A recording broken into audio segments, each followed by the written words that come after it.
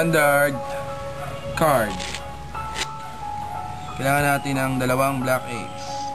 The ace of spade and the ace of flower. Bigyan na natin yan dyan. Ngayon sabihin mo lang stop. Stop. Diyan ba? Ngayon, kung pipili tayo sa mga nakatiyaya, siyempre, madaya. Malalaman ko na kung anong card na yun. Tingnan mo na lang itong unang nakatawa. Tandaan mo. Tandaan nyo. Yan. Ngayon, natin ay cut. Itong dalawang ace ang maghahanap ng card mo.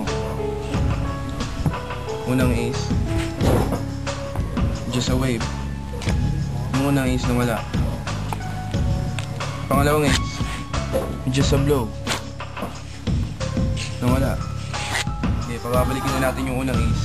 Sa kamay ko, 1, 2, 3. Yung unang ace, bumalik.